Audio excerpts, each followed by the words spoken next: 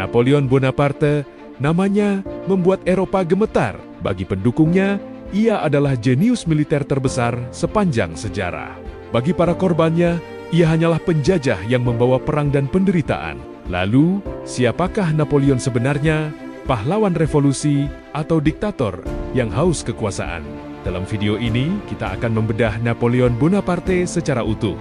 Dari masa kecilnya, kejeniusannya, ambisinya, hingga kejatuhan tragisnya. Napoleon lahir tahun 1769 di Pulau Korsika, wilayah kecil yang baru saja dikuasai Prancis. Ia bukan bangsawan besar. Ayahnya hanyalah pegawai lokal. Namun, sejak kecil, Napoleon dikenal pendiam, keras kepala, dan sangat ambisius. Ia masuk sekolah militer Prancis dan unggul dalam matematika serta strategi perang. Disinilah bakat militernya mulai terlihat. Ketika revolusi Prancis meletus, banyak jenderal lama tumbang. Napoleon melihat ini sebagai peluang. Di usia yang masih sangat muda, ia sudah memimpin pasukan dan memenangkan pertempuran penting. Namanya mulai dikenal sebagai jenderal jenius yang selalu menang. Napoleon bukan jenderal biasa. Ia mengubah cara perang di Eropa. Ia menggunakan pasukan bergerak cepat, serangan mendadak, dan koordinasi artileri yang presisi. Dengan strategi ini, Napoleon mampu mengalahkan pasukan yang jumlahnya jauh lebih besar. Kemenangan demi kemenangan membuatnya diluelukan sebagai pahlawan revolusi Prancis. Tahun 1804, Napoleon memahkotai dirinya sendiri sebagai Kaisar Prancis. Ini simbol penting. Ia tidak menunggu legitimasi gereja. Ia menyatakan kekuasaan ada di tangannya sendiri. Sebagai penguasa, Napoleon tidak hanya berperang. Ia membangun sistem negara modern. Inilah sisi Napoleon yang sering dipuji. Ia menciptakan Kode Napoleon, sistem hukum modern yang menekankan kesetaraan di depan hukum. Hak milik pribadi, administrasi negara yang rapi. Kode ini memengaruhi hukum di banyak negara hingga hari ini, termasuk di Eropa, Amerika Latin, bahkan sebagian Asia. Ia juga mereformasi pendidikan, pajak, dan birokrasi negara. Bagi pendukungnya, Napoleon adalah simbol kemajuan, pembawa nilai modern, dan penghancur sistem feodalisme lama.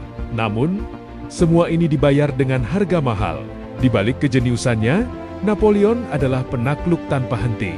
Ia menyerbu Italia, Spanyol, Belanda, Jerman, Austria, hingga Polandia. Wilayah-wilayah ini dipaksa membayar pajak besar, mengirim pemuda sebagai tentara tunduk pada kepentingan Prancis di Spanyol. Pendudukan Napoleon memicu perang rakyat yang brutal dan berdarah. Bagi rakyat yang dijajah, Napoleon bukan pembebas. Ia hanyalah penjajah baru dengan wajah revolusi. Jutaan orang tewas akibat perang yang ia ciptakan. Pertanyaannya, apakah kejeniusannya membenarkan penderitaan ini? Masalah terbesar Napoleon bukan musuhnya, melainkan ambisinya sendiri. Ia ingin menguasai seluruh Eropa. Tidak ada kata cukup. Puncak kesalahan terjadi tahun 1812 saat ia menginvasi Rusia. Napoleon meremehkan cuaca ekstrem, jarak yang sangat jauh, strategi bumi hangus Rusia. Pasukannya hancur bukan oleh pertempuran besar, tetapi oleh dingin, kelaparan, dan kelelahan.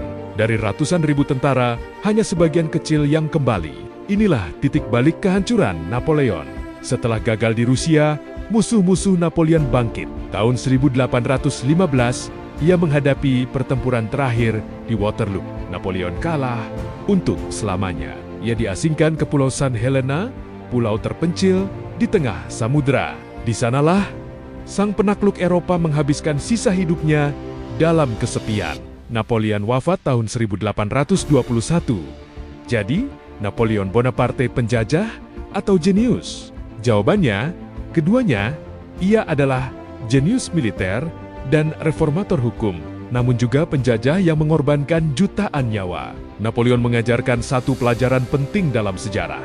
Kejeniusaan tanpa batas moral dapat berubah menjadi kehancuran. Sejarah tidak hitam putih, dan Napoleon adalah bukti nyatanya.